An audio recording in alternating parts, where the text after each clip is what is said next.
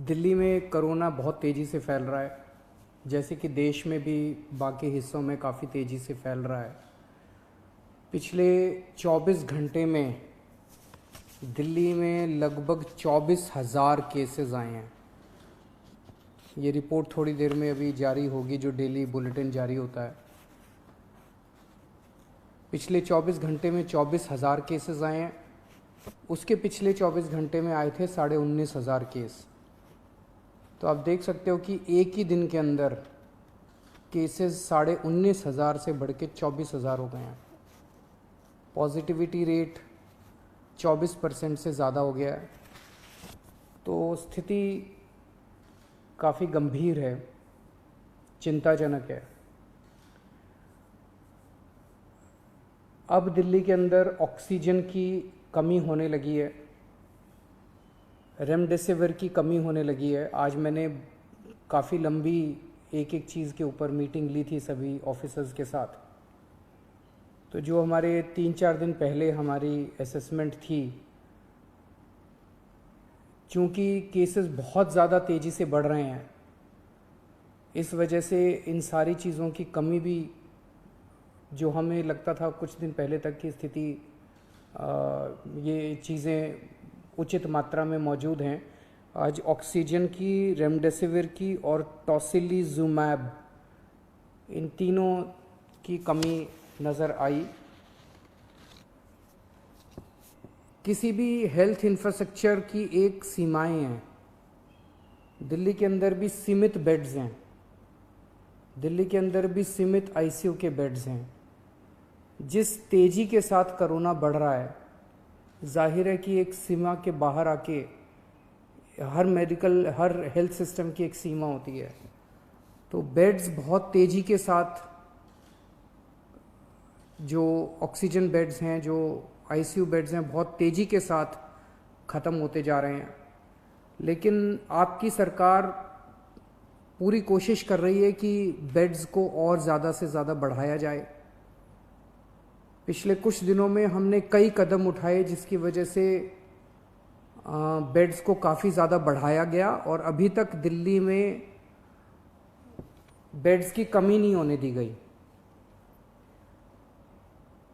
अभी भी आने वाले कुछ दिनों के अंदर हमने बेड्स को बढ़ाने के लिए कई कदम उठा रहे हैं और अगले कुछ दिनों के अंदर ही, 2-4 दिनों के अंदर ही, मैं उम्मीद करता हूं कि बड़े स्केल के ऊपर बेड्स हम बढ़ा पाएंगे। कोशिश करेंगे कि अगर कोई मरीज़ को बेड चाहिए, सीरियस मरीज़ हो, उसको ऑक्सीजन चाहिए, तो ऑक्सीजन की दिक्कत नहीं होनी चाहिए उसको। हमारा इस वक्त सबसे मेन मकसद है, इसमें सबसे ज़्यादा ज़रूरी हो जाता है कि मरीज को ऑक्सीजन की ज़रूरत होती है। तो हम जितने ज़्यादा से ज़्यादा बेड्स क्रिएट कर रहे हैं, हम कोशिश कर रहे हैं कि उनको ऑक्सीजन बेड्स बनाया जाए, ताकि एक लेवल के सीरियस मरीजों को उसके ऊपर इलाज किया जा सके। तो यमुना स्पोर्ट्स कॉम्प्लेक्स में और कॉमनवेल्थ गेम्स में लगभग 1300 ऑक्सीजन बेड्स का इंतज़ाम किया जा रहा है।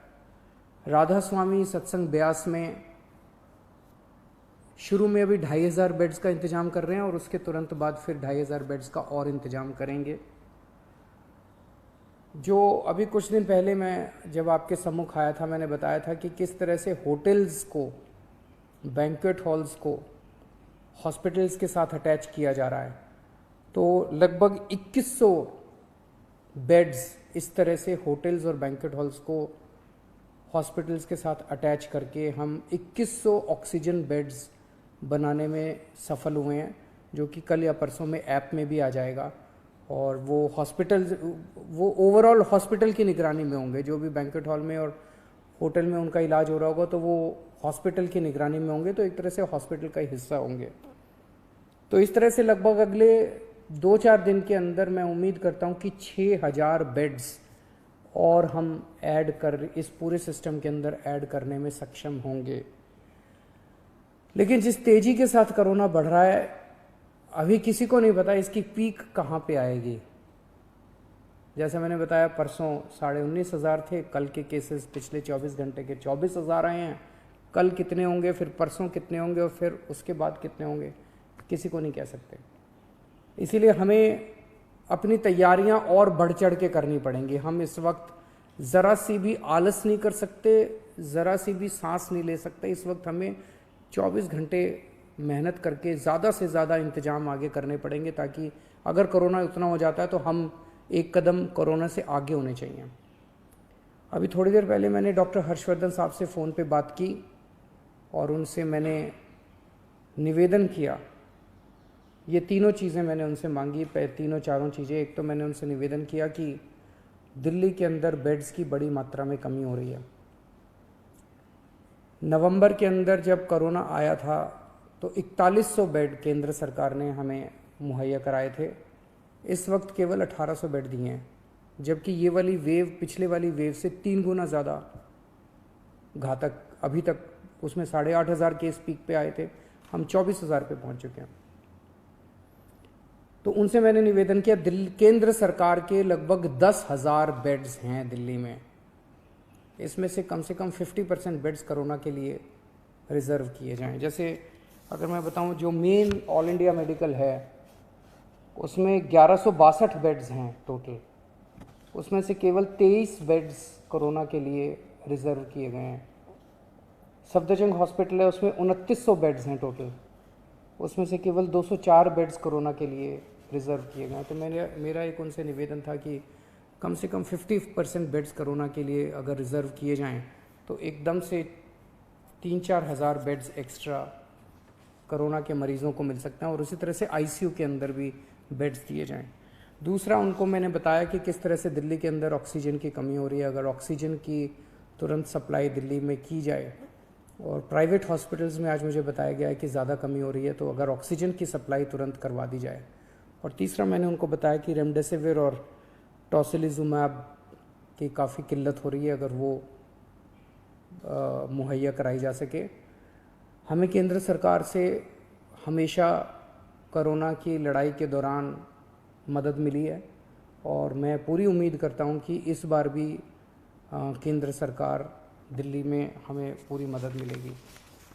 ये भी सामने ऐसी खबरें आई हैं कि ये कुछ दवाइयाँ जिनकी शॉर्टेज हो रही है, इसकी शायद कभी ब्लैक मार्केटिंग ना हो रही हो, होर्डिंग ना हो रही हो।